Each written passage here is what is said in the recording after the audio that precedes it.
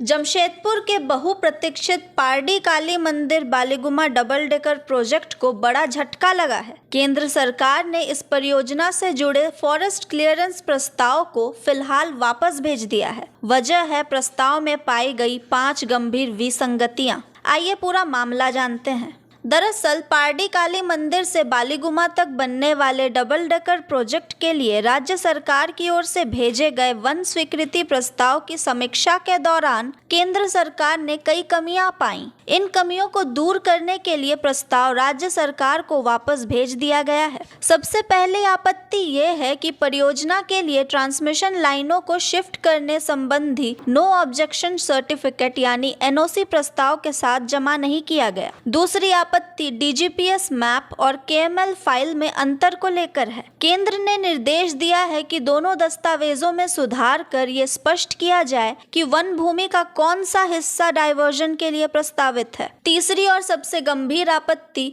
One संरक्षण अधिनियम से जुड़ी है। जियोस्पेशियल विश्लेषण में संकेत मिले हैं कि प्रस्तावित वन भूमि पर बिना पूर्व अनुमति कुछ गैर वानिकी गतिविधियां हो सकती हैं। इसे लेकर केंद्र सरकार ने राज्य सरकार को साइट इंस्पेक्शन कराने, वास्तविक स्थिति की जांच करने और अगर कोई उल्लंघन हुआ है तो उस पर की गई कार्रवाई की रिपोर्ट अपलोड करने का निर्देश दिया है। चौथी आपत्ति ये है कि पूरे सड़क मार्ग के लिए एकीकृत प्रस्ताव भेजने के बजाय अलग अलग हिस्सों के लिए अलग वन डायवर्जन प्रस्ताव भेजे गए हैं। केंद्र ने इस पर भी स्पष्टीकरण मांगा है। पांचवी और अंतिम आपत्ति प्रोटेक्टेड एरिया की स्थिति को लेकर है। प्रस्ताव में परियोजना की लोकेशन के संबंध में विरोधाभासी जानकारी दी गई है। केंद्र सरकार ने संबंधित डिविजनल फॉरेस्ट ऑफिसर को निर्देश दिया है कि इस स्थिति को स्पष्ट करते हुए प्रस्ताव में आवश्यक संशोधन किए जाएं। इन पांचों विसंगतियों के कारण फिलहाल पारडी काली मंदिर और बालीगुमा डबल डेकर प्रोजेक्ट की वन स्वीकृति प्रक्रिया अटक गई है। अब राज्य सरकार को सभी आपत्तियों का जवाब देकर